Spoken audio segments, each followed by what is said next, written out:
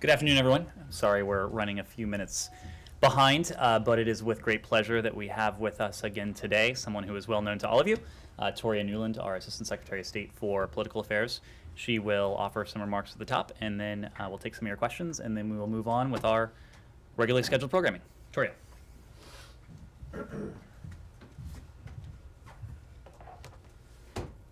Thanks, Ned. I feel for Ned because every time I work for him, he has to have the podium at the lowest possible rise here and then live with that for the rest of this time.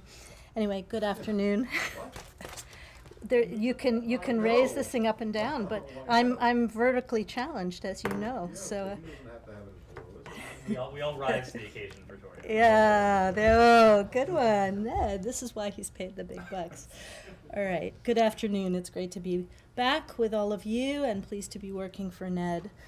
As you heard from the Secretary yesterday, the U.S. and NATO both delivered our responses back to Russia, and we believe that these responses offer a real opportunity for security improvements across the Euro-Atlantic area if Moscow chooses the path of diplomacy rather than that of conflict or sabotage.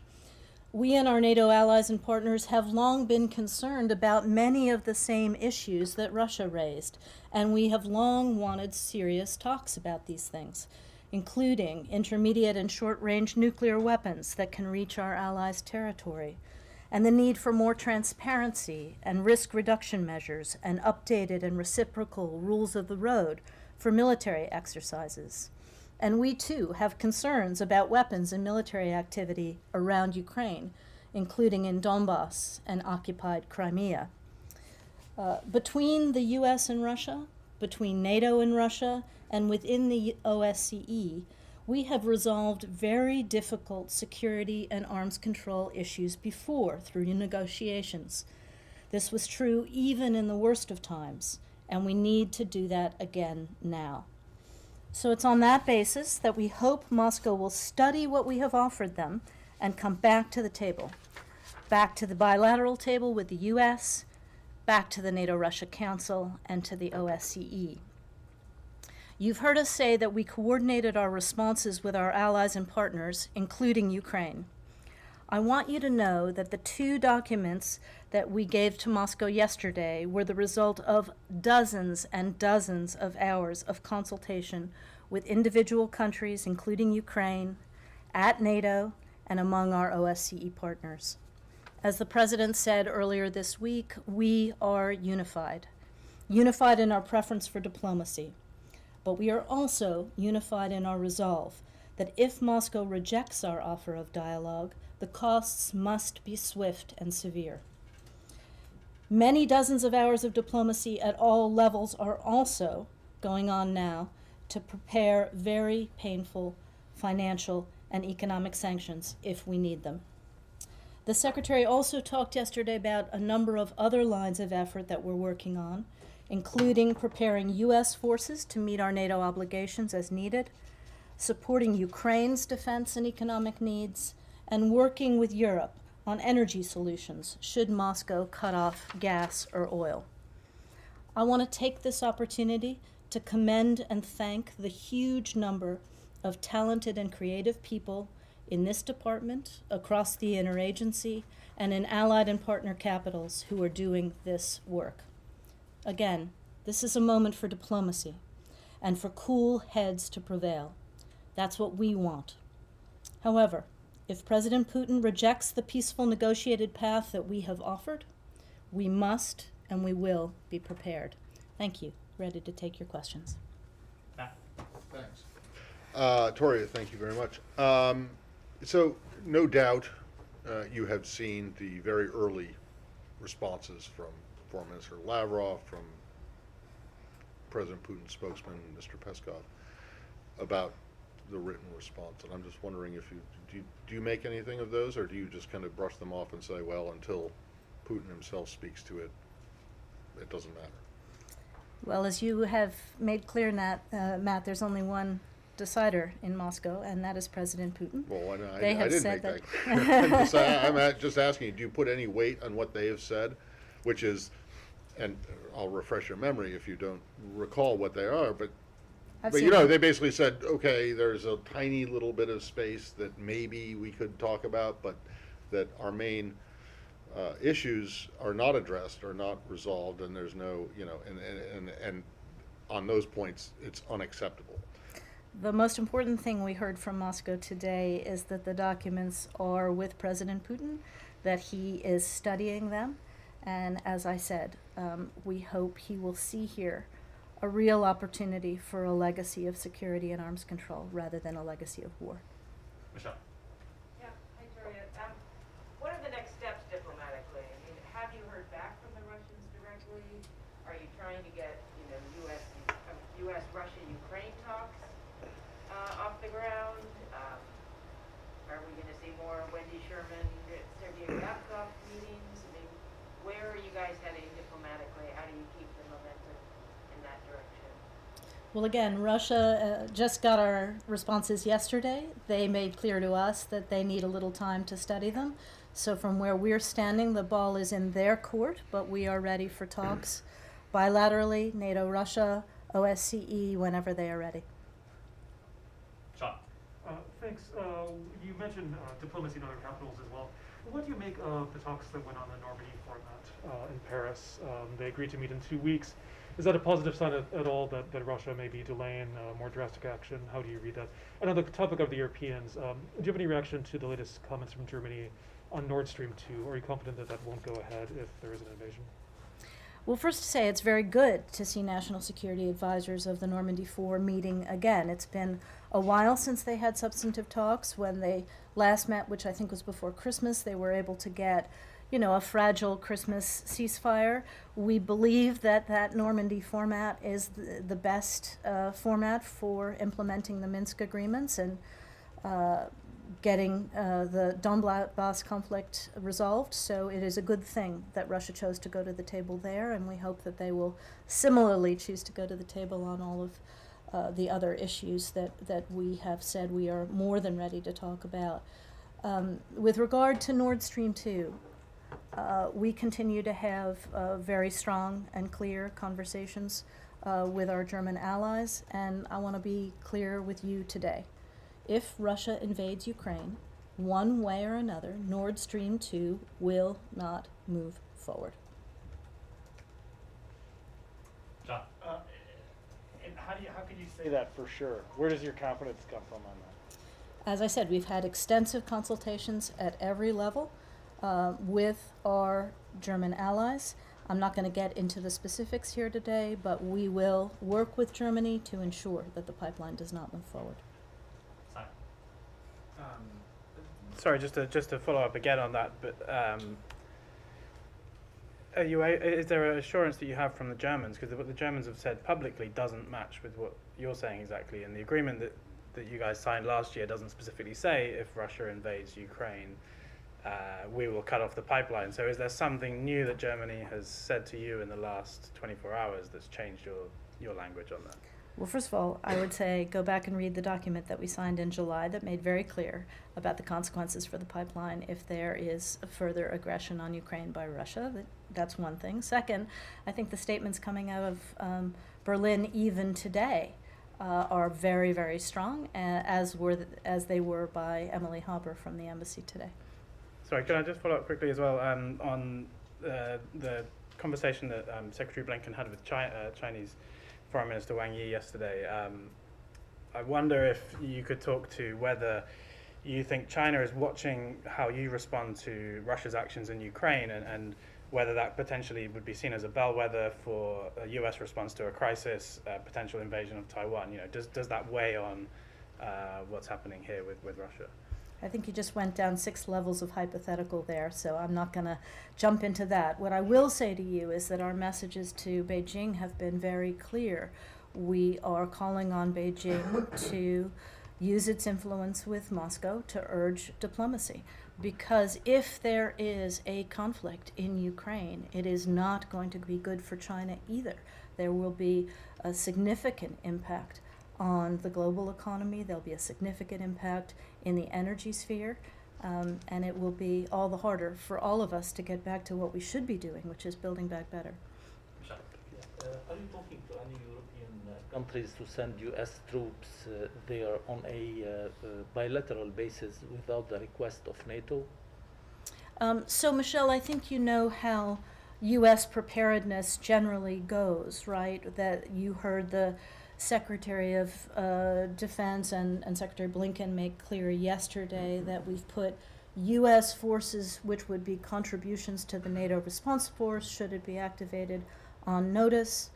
We also have other elements in Europe that we could use as part of a NATO response, but you've been around long enough to know that sometimes it's the case that the U.S. can move more quickly, and allies want that support, and then NATO comes in support. So we're looking at all of those options and talking to all of the countries, particularly those on the eastern edge of NATO, a number of whom would like to see more support, both from NATO and from the U.S. Did you receive any request from any of them? Yeah, I'm not going to get into the details of the diplomacy. I think we'll have more for you on that in coming days. But what's most important is that we meet our Article 5 obligations to our NATO allies, and that we work with our allies so that there's burden sharing in that. And we're doing all of that work now. Thank you.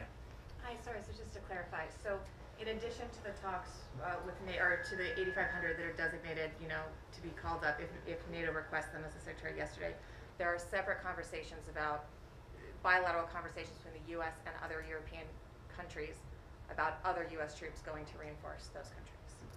I'm not going to get into the details of conversations that we're having to ensure that we can meet our NATO obligations. I'm going to send you to the Pentagon for any details about what they need to be discussing with allies.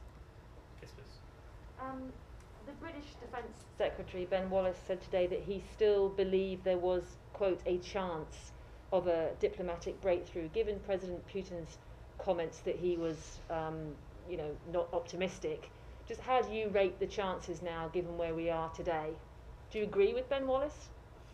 We're diplomats, which make us optimists.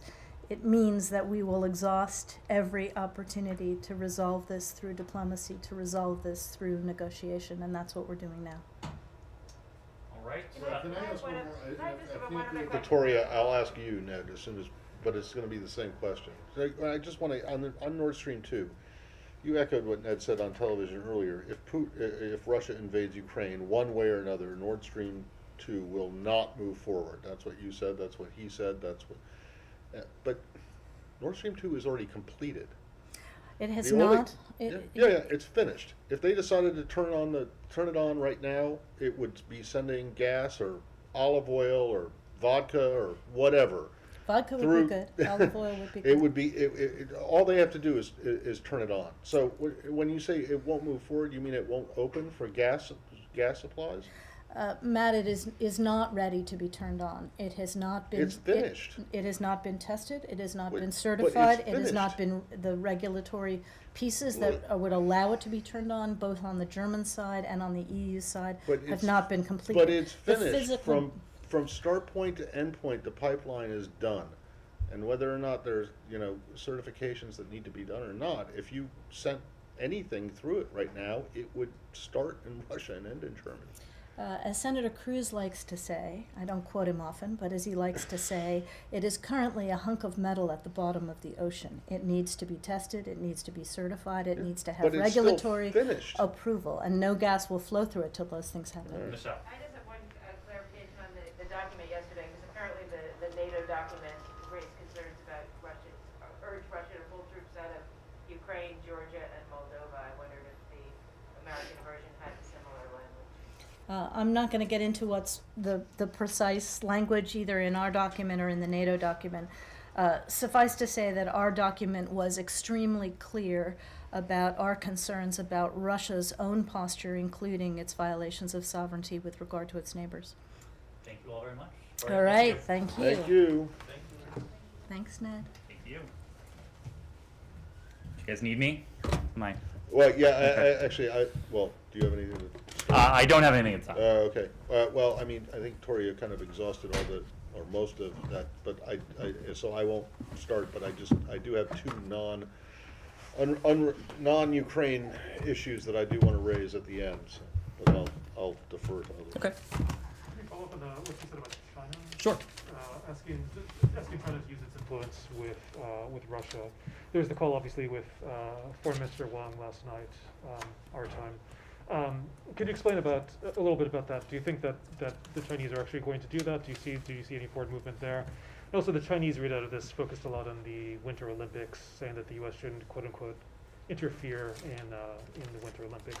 Does the U.S. have any readout of what the Secretary said on that?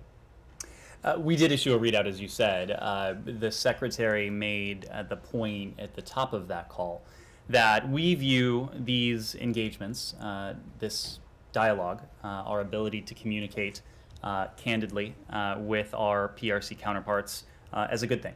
Because our charge, as we see it, our primary charge with the PRC and the management of perhaps the most consequential bilateral relationship in the world is to manage that competition responsibly.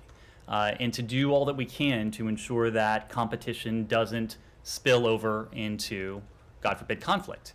And so the Secretary made that point very clear. It's a point that we've also heard from time to time from our PRC counterparts as well. So as we stated in our readout, Secretary Blinken did raise with the foreign minister the Russian aggression that we're seeing against Ukraine.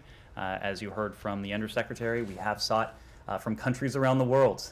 You have noted that we have issued dozens and dozens of readouts in recent weeks, and almost all of them have made some mention of Russia's aggression against Ukraine and our efforts to pursue dialogue and diplomacy, just as we prepare with defense and deterrence. So it shouldn't come as a surprise that the Secretary did raise this issue with the PRC. The PRC has a relationship with Russia that is distinct from the one that we have with Russia, that is distinct from the relationship that many countries around the world have with Russia. So as you heard from the Undersecretary, the PRC does have a relationship that would allow it to use its influence in a manner that we hope to be constructive, that we would like to see be constructive. There were other topics of discussion, the DPRK and the DPRK's recent provocations, but also other issues in the bilateral relationship. In nearly all of these discussions, there is an opportunity to raise our concerns regarding human rights, regarding our well-known concerns about the ongoing genocide in Xinjiang and crimes against humanity, but also broader issues in the bilateral relationship, including Taiwan as well. Yes? Russian officials have warned that Moscow could deploy troops to Cuba and Venezuela if the U.S. and NATO insist on the crisis of Ukraine. Is the U.S. concerned about it? Are you seeing any movement in that regard? Look, we are not going to respond to bluster. If we do see any movement in that direction, we will respond swiftly and decisively. Can we just go back to China for a second? Just on the embassy and staffing there. Are there any updates? Obviously, the Chinese came out publicly before anything had been even, well, not only not announced, but also not decided in terms of dependence and non-essential staff there. Presumably that came up in the call, or at least the Chinese said it did, as part of your alleged attempts to sabotage the Olympics. Is there anything new on that front? Matt, you've heard us speak to this in different contexts, even in recent days. We have an overriding priority in this department and across this government. It is the priority we attach to the safety, security, the welfare, the well-being of Americans around the world, and that of course includes our colleagues on the ground in any particular country and their families as well. The operating status at our mission in the PRC has not changed. Any change in that operating status would be predicated solely and exclusively on those issues: the health, the safety, the security of our colleagues and their family members. Now, what is true is that we have longstanding concerns regarding the PRC's quarantine and testing policies that run counter to diplomatic privileges and immunities.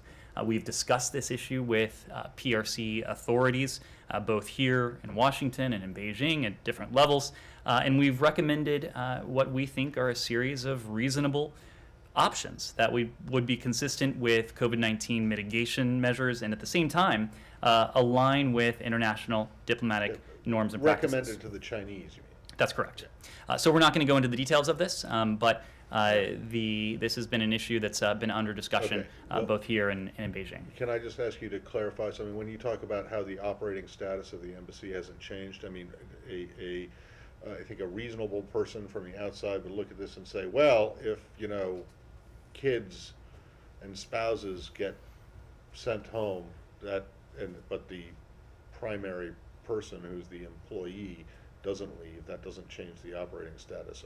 But are you saying that does? And so there has been There's been no change? there has been no change in the Okay. operating status. Thanks. Michel, yeah. Today, the State Department issued a travel advisory advising Americans not to travel to UAE because of COVID and the missile and drones attacks. To what extent are you worried about that, and what are you doing to prevent Houthis from attacking UAE, the Americans there, and the military bases? Well, Michel, this goes back to the conversation I was just having with Matt. Whenever we deem it necessary to alert either the American citizen community or to change our operating status, we are under an obligation to make that public. And so that is what you saw us do today when it comes to the UAE. We have, in consultation with the Centers for Disease Control and Prevention, for some time now, been issuing regularized guidance to the American public regarding recommendations for travel or not to countries around the world. And so, as you noted in the advisory today, there was an element of that. When I was last up here, day before yesterday, we spoke to the ongoing Houthi aggression, the ongoing Houthi attacks, including against countries in the region, Saudi Arabia and the UAE. Of course, we have seen attempted attacks and attacks against the UAE and Saudi Arabia in recent days alone. So this is an issue that we are, where we're cooperating very closely with our Emirati partners. We provide them with significant assistance to thwart these attacks. In the context of Saudi Arabia, we do the same. We've made the point publicly that with our assistance, our partners in Riyadh have been able to thwart about 90% of the attacks that have emanated from Yemen. Of course, we want to see that number rise even further to get to 100%. We have the same focus and the same emphasis with our Emirati partners as well. We are committed to our partnership with the UAE. Of course, there is a large American citizen community there as well. The UAE is an important partner in the region, an important partner in the United States, and we're committed to that relationship. Did you provide them with equipments, or are you providing them with these equipments now to prevent these attacks? We can get you details on the security assistance that we have already provided to the UAE, but there is extensive cooperation in that realm. Yes, John. I just wanted to follow up on this question before about Russia's threat to send weapons to Latin America or Cuba, and you, without getting into details, note that the U.S. would have a swift response. If the U.S. did have a swift response, or wanted to protect itself in any way, is that an acknowledgement that the United States does have a sphere of influence that it would like to protect in Latin America, that it would be sensitive towards, in the way that countries like Russia also maintain a sphere of influence in Europe? This is not about spheres of influence. This is not about concepts that, insofar as we are concerned, are relics of the last century. For us, this right now is in the category of bluster. So I'm not going to entertain a hypothetical. But again, if we see anything like that come to fruition, we would respond decisively. Yes? Yeah, a source from Xiomara Castro's cabinet told us that Honduras is willing to be a diplomatic bridge between the U.S. and the government of Nicaragua. Something that, according to this person, the U.S. has suggested. So can you please confirm this? And What is the U.S. looking for from this communication channel? And if I may, I have another question. So I don't have anything to offer in terms of the role that Honduras may or may not be playing when it comes to Nicaragua. We've made our concerns regarding Nicaragua very well known for quite a long time. It was what President Ortega and Vice President Murillo orchestrated on November 7th. I believe it was called a pantomime election. It was an election that was neither free nor fair. It was most certainly not democratic. On top of that, this is a regime that has engaged in arbitrary detentions. The regime has arbitrarily detained some 40 opposition figures since May. That includes 7 potential presidential candidates and the arrest of additional candidates even not too long ago. Independent media has been shuttered. Freedom of expression, freedom of its association is under threat. And since the election last November, we have seen many of our concerns come into even sharper relief. The Ortega and Murillo family now rule Nicaragua as autocrats, in some ways no different from the Somoza family that the Sandinista movement fought several decades ago to overturn. So this is a challenge that we have been approaching not only with partners in the region, but also the EU has been deeply engaged in this. The Spanish have been deeply engaged in this. You've heard from High Representative Borrell on this as well. So we are approaching this challenge not only with our partners in the Western Hemisphere, but our partners across the Atlantic and beyond. But is the U.S. looking to promote like a negotiation with the government of Nicaragua, like the one the Venezuelans have in Mexico, with the lifting of sanctions as a guarantee to these negotiations? We are looking to see the restoration through, of course, peaceful democratic means of genuine democracy in Nicaragua. Precisely what Ortega and Murillo have sought to erode over time, and what they certainly did erode with the fraud election that they put forward last November. Our goal in all of this, just as it is in Venezuela, is to provide support for the people of Nicaragua, support for the rights to which they are entitled, rights that should be universal, and just as we are in Venezuela, deeply focused on the humanitarian needs, humanitarian concerns of the people of Nicaragua as well. But is the U.S. willing to promote this negotiation with the government of Nicaragua? I don't have anything to add in terms of what we are looking for right now. I can say that we have certainly not seen any substantive indication that the Ortega and Murillo regime is interested in any sort of negotiations that would move the ball in a constructive, positive direction. If we were to see that, it would certainly be a good thing, and we would support that as appropriate. Hey, Ned, forgive me if I missed it in the past, in your past commentary about Nicaragua, but and you may have, but I missed it, called it a pantomime election. What exactly does that mean? It was an election that may have resembled an election in certain ways, but in the most fundamental ways was certainly not free, certainly not fair, certainly not democratic. I don't get why that would be. I mean, and I'll move on, but I mean, pantomime, really? I mean, this is like, do you have something against mimes? What? It's not like they are you saying it's a performance that there's nothing there's nothing to the point, Matt, that an election, a just true don't election, understand is more than the it's a technical fraudulent exercise of dropping a ballot into a ballot box. A free and fair election, a real election, involves much more than that. And what we saw last November was barely the technical exercise that certainly didn't constitute a free, fair, democratic election. Yes, please. Just in general, what is your response to this Russian allegation that it's the US and its allies that are being the aggressors here, putting thousands of troops on hold and using words to describe an attack at any time and imminent? My understanding also is that the Ukraine, thinks that is causing panic and would like the US to sort of tone down its language, given it's having economic impacts in the Ukraine? Well, I'll start my answer with where your question left off. You noted the fact that we are making prudent preparations. We are making our concerns known through public statements, through written statements.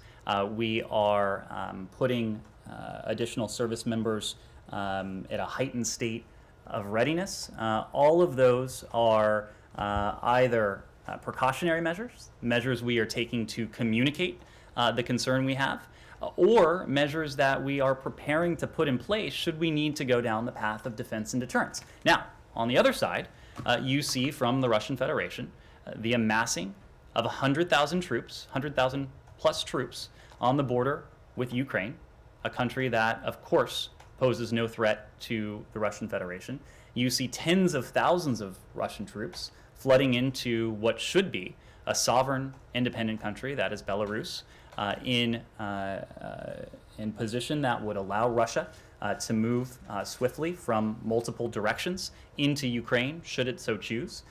You have seen Russia engage in hybrid tactics, both in recent weeks, but also since 2014. You have heard of and seen the aggressive disinformation, propaganda efforts emanating from Moscow. You have heard of various individuals in Moscow making statements to the effect of Moscow may be forced to move aggressively against Ukraine. So I think if you weigh those two things, you will see that one is not like the other. What we are doing together with our allies and partners is pursuing prudently the course of defense and deterrence should Moscow move forward with its aggression. What we are doing is about defense, it is about deterrence. In the first instance, what we are doing is to do everything we can to forestall additional Russian aggression against Ukraine. That's the deterrence part. The defense part is putting those prudent preparations in place so that if Moscow does move forward with its aggression, we are prepared, and our Ukrainian partners will be prepared with what they need to defend themselves. That is why we have provided the defensive security assistance that we have to Ukraine. That is why we have spoken of additional commitments to the NATO alliance, the 8,500 U.S. service members that are in a heightened state of readiness. That is why you have heard us for weeks now consult and coordinate with allies and partners to ensure that we have in place a set of measures that would go into effect swiftly and have enormous implications for the Russian Federation in the event of Russian aggression. So to equate or to put on the same plane what we are seeing from Moscow and what we are seeing from the United States and Kyiv and Berlin and Paris and Brussels and across Europe, that is precisely what the propaganda, what the disinformation, what the misinformation emanating from Moscow would like for us to believe. But you take an honest examination of the defensive steps we're doing, what we are doing to prevent conflict, the fact that we are sincerely and steadfastly pursuing the path of dialogue and diplomacy, just as we are engaging this in defense and deterrence. And I think you see that these two things are not on an equal plane. But do you think that the use, or do you concede that the use of words like imminent, above and beyond everything that you've just described, may not be helpful and may cause panic and seems to be causing panic in Ukraine in particular? I do not think us voicing our concerns regarding what Moscow may well have in store is bringing us any closer to conflict.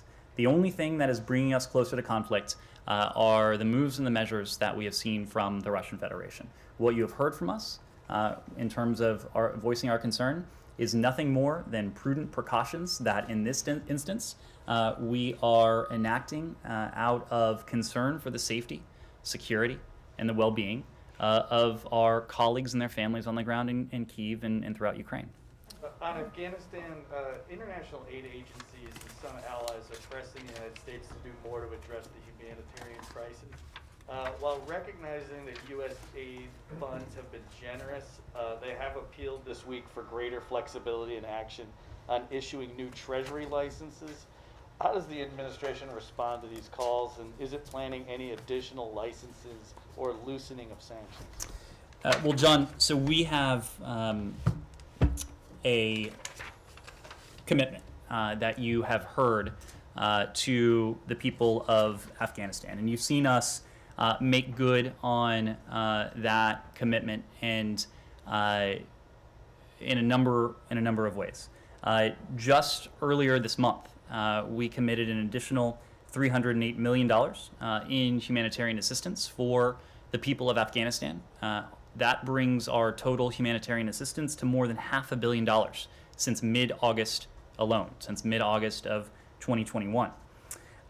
With the support of U.S. funding, our partners on the ground, including UNHCR, reached over 196,000 Afghans.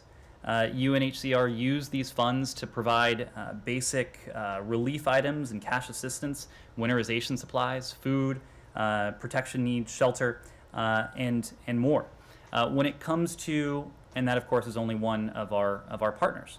When it comes to the issue of the authorizations and the specific and general licenses that we've spoken to from the Department of the Treasury, they have issued both to facilitate the provision of humanitarian aid to the people of Afghanistan. We want to be very clear to the international community that not only are we not standing in the way of the provision of much needed humanitarian assistance to the Afghan people, but we are doing everything we can to facilitate the flow of vital assistance and support to the Afghan people. We've also worked in multilateral fora to do the same. We advocated for the UN Security Council to adopt UN Security Council Resolution 2615 that exempted humanitarian and other activities that support basic needs from so-called 1988 sanctions. Again, to signal to the world that the international community can and should do all that it is able to support the people of Afghanistan. We've worked with the World Bank, with the so-called Afghanistan Reconstruction Trust Fund, to release nearly $300 million in funding, $280 million in relief. We've worked with the Organization of Islamic Cooperation. We have worked with other multilateral organizations as well. And one final point, in addition to all of that, we have brought more than 4.3 million doses of safe and effective COVID vaccines to the people of Afghanistan. So we have been a humanitarian leader when it comes to Afghanistan. We have used our own resources, our own authorities, but importantly, and in some ways just as importantly, our own galvanizing power to shine a spotlight on this, to do what we are able, but also to make clear to the international community that we need to do all that we can, and that every responsible country around the world, whether it's in the region or beyond, has an opportunity, and in some cases has an obligation to the people of Afghanistan. Well, the contention from the aid organizations is that, sure, the United States has done all of those things that you listed out, but that the scale and the scope of the crisis is such that there hasn't been sufficient action on sanctions and licenses. The fact is that the scale of the crisis is enormous. The scale of the crisis demands a global response. That is why, in addition to everything we have done, whether it's licensing, whether it is support, whether it is lobbying, whether it's advocating in international fora, we also know that the international community needs to raise its ambition. We've been clear about that. We've been clear about that in donor conferences. We've been clear about that in our bilateral engagements and our multilateral engagements as well. So there is no understating the scale of the crisis. And that is why we have been clear and consistent in calling on the international community to raise its ambition, just as we have continued to make good on the commitment you've heard from us to the Afghan people. Yes? I would like to ask you about the DPRK never stops launching ballistic missiles, and yesterday we have seen another examples. So do you think now is the time to put more pressure on DPRK? And secondly, could you tell us a bit more about the discussion between the Secretary Blinken and his Chinese counterpart yesterday on DPRK? Well, to your question, this remains a priority challenge for the United States.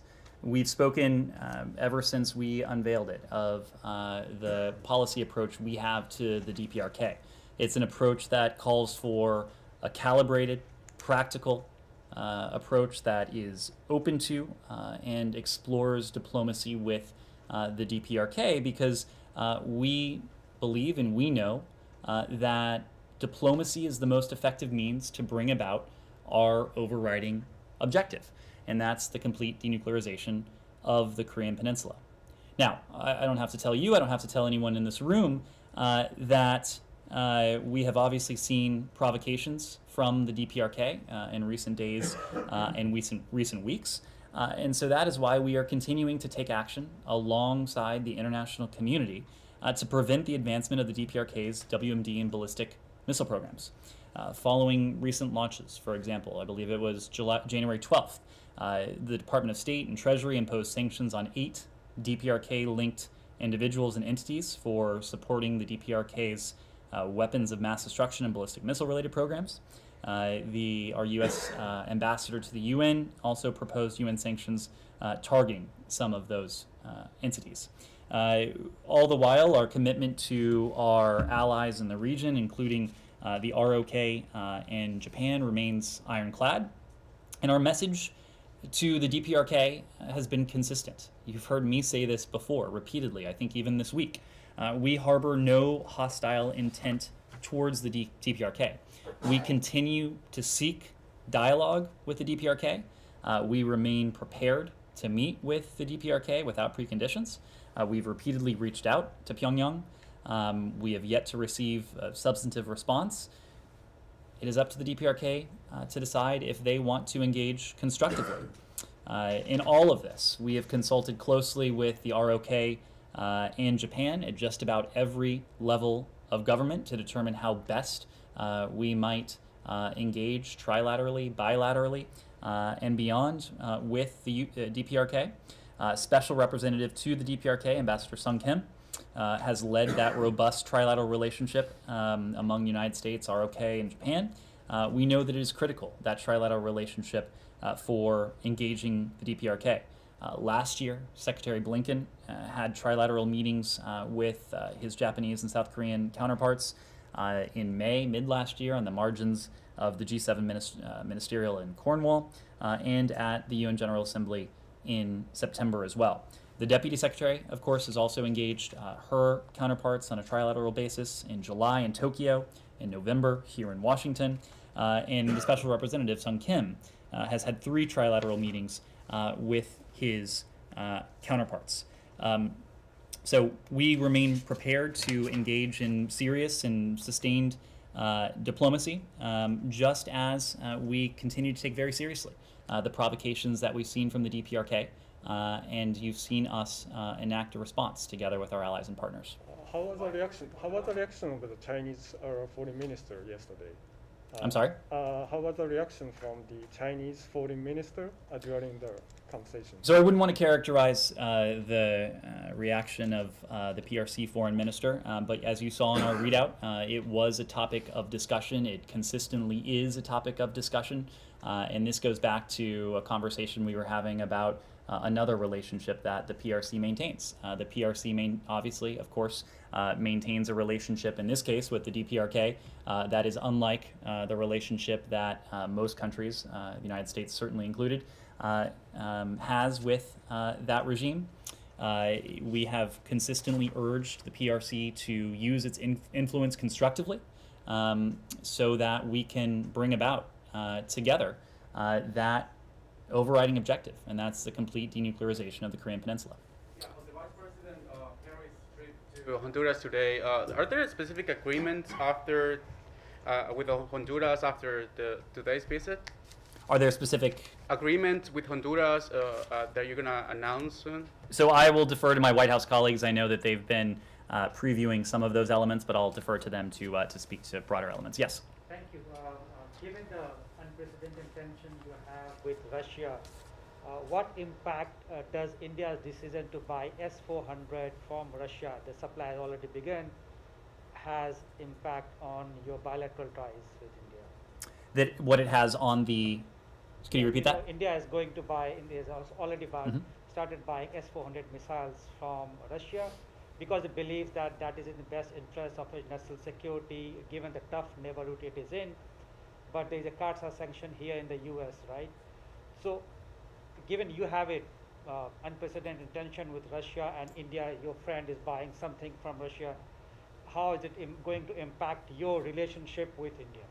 Well, in many ways, this doesn't change the concerns that we have with the S-400 system. I think it shines a spotlight on the destabilizing role that Russia is playing not only in the region, but potentially beyond as well. When it comes to CATSA sanctions, you've heard me say before, we haven't made a determination with regard to this transaction, but it's something we continue to discuss with the government of India, given the risk of sanctions for this particular transaction under CATSA. Whether it is India, whether it is any other country, we continue to urge all countries to avoid major new transactions for Russian weapon systems. But India has categorically said that this is its national, it's a sovereign decision. It's not going away from changing its decision. So, do you have any timeline on CARSA sanctions? What was the last part of your question? Do you have any timeline on CARSA sanctions? I don't have a timeline to offer, but these are issues that we continue to discuss with our partners in India. Michelle. Thank you. I have two questions. One on Iran. White House East coordinator that Kerr said today that the US and Iran are in the ballpark of a possible deal to return to the 2015 nuclear agreement. Can you elaborate on that? When do we expect a deal with Iran? Is it imminent? It will take time. Michelle, you've heard us say this before. We are engaged indirectly in negotiations in Vienna because of a couple things. We believe that a mutual return to compliance with the JCPOA remains, as of this moment, the best means by which to reinstall those permanent, verifiable restrictions on Iran's nuclear program. And second, we're engaged in this process because we believe a mutual return to compliance is still possible. We believe the window of opportunity remains open. Now, that window is closing. It is becoming narrower and narrower. I don't want to characterize precisely where we are beyond what you've heard us say during the course of this round, and that is to say that there has been some progress achieved.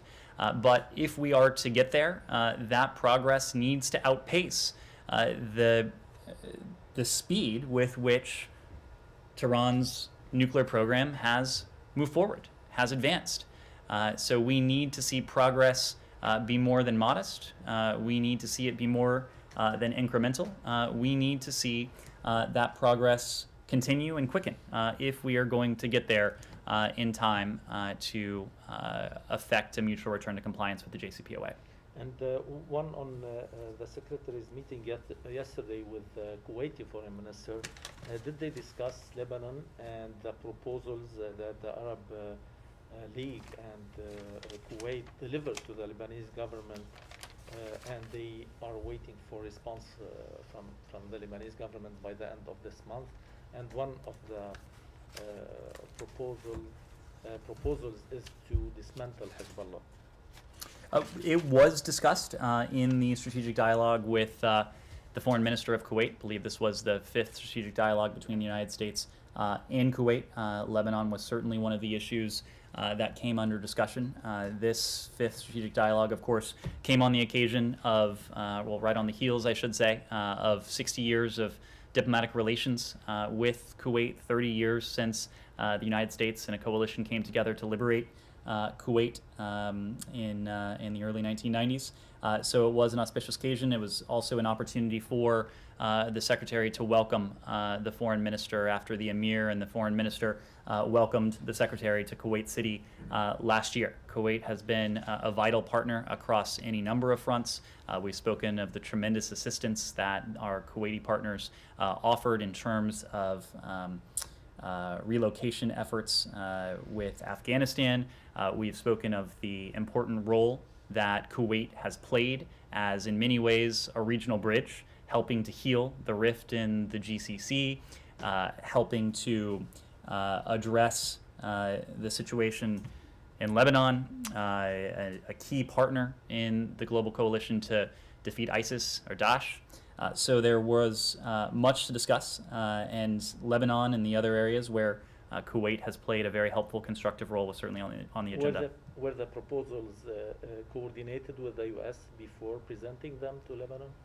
We have a very close relationship with Kuwait. There is deep and regular coordination with our Kuwaiti partners. Sean? Can I just follow up on your response on Iran? It's been a few days since the Iranians have made noises about potentially having more direct talks with the United States. Has there been any progress on that? Do you expect a direct meeting between Ron Valley or, for that matter, anyone else and the Iranians?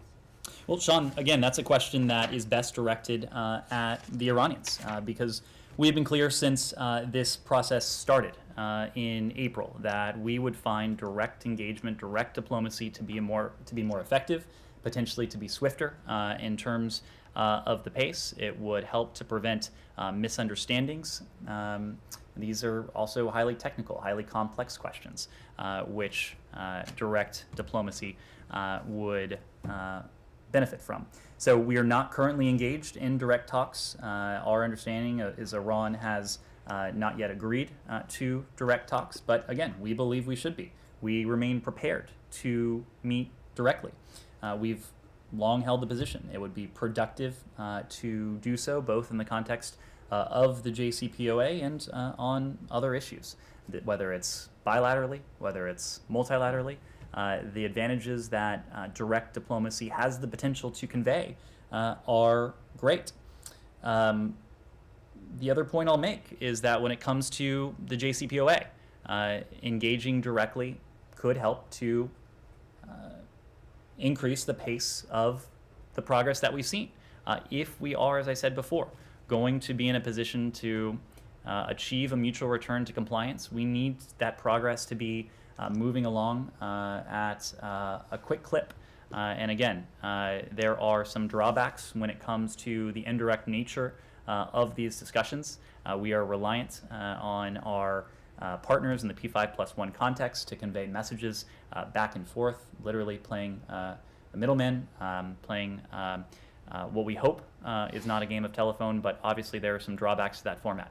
So that is why we've long been consistent, long been clear that direct engagement would be to everyone's advantage. Could I ask something completely different? Sure. Ethiopia, there have been a few developments in the past few days, notably the TPLF saying that they're going to advance into Afar in terms of what they say is activity by pro-government forces.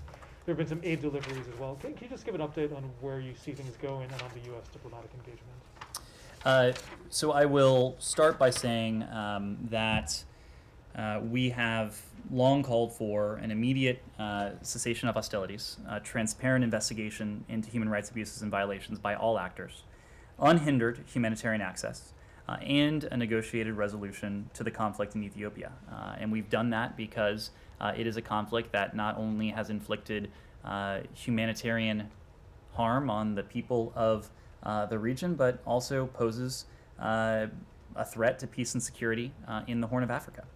Reports of renewed fighting in the Afar region are very concerning, and we repeat our calls to all actors to cease all offensive operations, which also hinder that humanitarian access that we all know is so crucial. We welcome the Council of Ministers' January 26 determination to lift the nationwide state of emergency. We hope this decision will be approved soon by the House of People's Representatives. We call on the government to release all those detained under this state of emergency, and we encourage the active participation of all parties in an inclusive national dialogue that pursues a shared vision for a prosperous and democratic Ethiopia. These discussions should also include commitments to comprehensive, transparent justice mechanisms. As you know, it was last week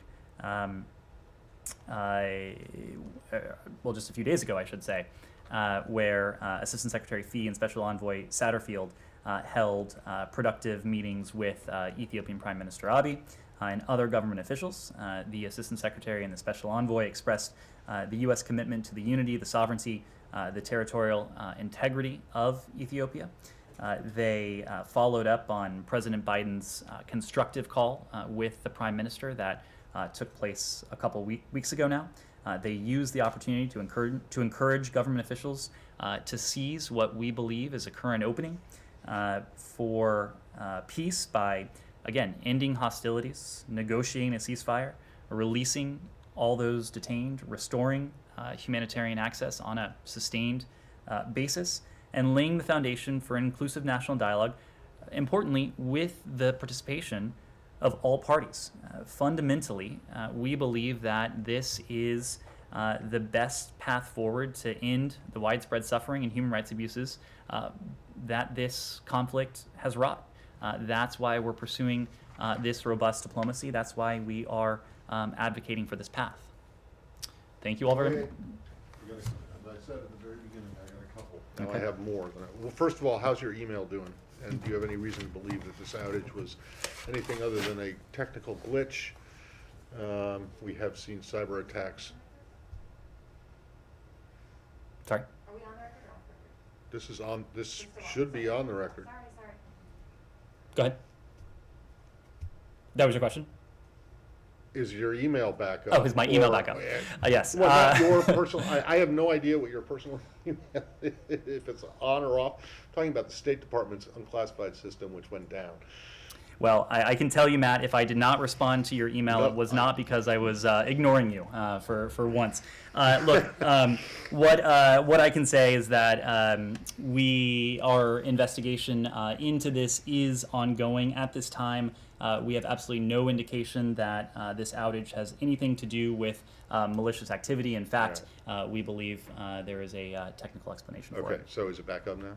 I have not been at my email for a couple hours now. All right, but it wasn't when you came out? The functioning or not of my email is not an issue of national importance. You know what? You're almost certainly right about that. I just went. Thank so you. how long is it? First time I've heard you say that. When did it start? This is an issue that has been under investigation over the course of the day. I don't have an update for you. I personally don't have an update on the status of my email. Secondly, about I don't know, maybe it was 2 weeks ago or so, I asked you about the death of shortly after being in Israeli custody of an American citizen, an elderly Palestinian American citizen. I see that the Israelis have come back with, or at least there's been an autopsy report released on it. I'm wondering, you said at the time when I asked that you were seeking clarification from the Israelis on this, have you gotten any clarification from the Israelis about this case? And if so, was it satisfactory? Is this a done deal for you guys, or are you continuing to raise it? Matt, you've heard us express our condolences. As I mentioned, we sent our heartfelt condolences to the family of this American citizen. A representative of the mission was in attendance at the wake. We have not yet seen a final report from the Israeli government. We took note of the disturbing media reports regarding the circumstances of his death, and we continue to support a thorough investigation into those circumstances. We welcome receiving additional information as soon as possible. All right, and then just the other day I asked you about, well, I'll just start with this. Is the hold or the suspension of the $130 million in foreign military financing for Egypt still in place? If it is, can you explain why you would go ahead and send or sell Egypt $2.5 billion in weapons? Matt, there has been no change in the status of that hold. As you know, in September of last year, the Secretary decided that we would hold $130 million in U.S. security assistance to Egypt, pending specific actions related to human rights in Egypt. The Secretary has yet to make a determination regarding that balance in FY 2020 foreign military financing. as you heard me say the other day, we believe that continued progress when it comes to human rights would only strengthen our bilateral relationship with Egypt. We did announce a foreign military sale as opposed to foreign military financing earlier this week. It was a package that under which the Egyptians would purchase equipment that is defensive in nature. It is equipment that is used in peacekeeping operations, but that is separate from the 130 million that you spoke of. Okay, but I mean, do you not see any kind of contradiction here, any inconsistency in withholding what is essentially a minuscule amount of money in foreign military financing, and then allowing the sale of hundreds of times more military equipment to the Egyptian military? Well, you just noted one of the distinctions yourself: the difference between financing and a foreign military sale. So the Egyptians are purchasing a so large every share. single dollar that they're using for this 2.5 billion is Egyptian money. None of it is U.S. money or incentives or anything like that. I don't have a full breakdown for you, but as I understand it, it is largely a sale to our Egyptian partners. Well, okay, fine, but you still, there are still requirements that are supposed to be made, supposed to be in place for military sales. Like, you wouldn't sell $2.5 billion worth of military equipment to Belarus, right?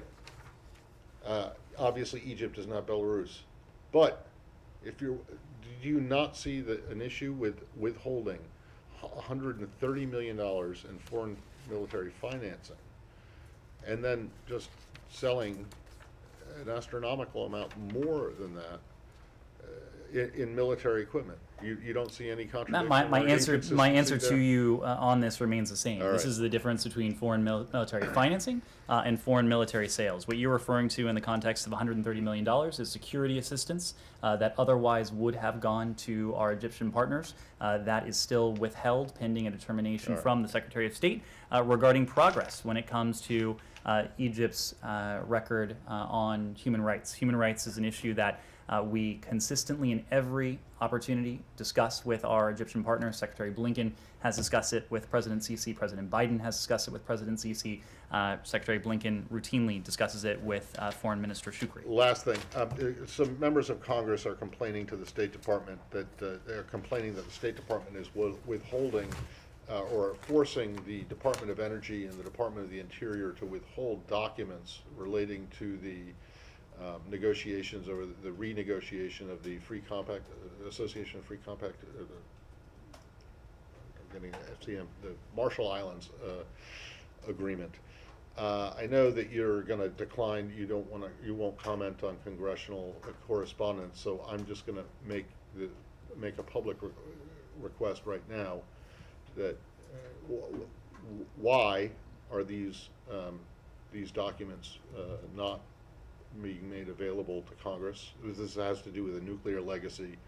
The cleanup, the Marshall Islands wants money to repair the damage that was done by nuclear tests.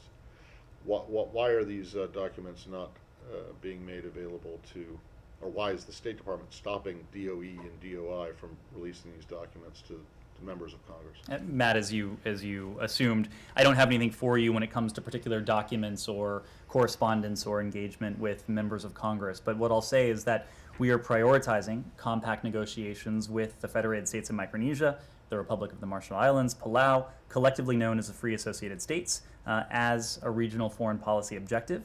We believe that we can enhance our broader bilateral relationships by negotiating agreements related to U.S. economic assistance and access to certain U.S. federal programs and services, which are set to expire after fiscal year 2023 for the Marshall Islands and the Federated States of Micronesia, and for FY 2024 when it comes to Palau. Yeah, but so why are you not handing over these documents? Matt, as a matter of course, we don't discuss provision of I'm documents or correspondence with members of Congress. Forget about Congress. I'm asking for them right now. So can you get back to me and tell me, or do I have to file a FOIA to get? I will be happy to get back to you on this question if we have more to add. Thank you.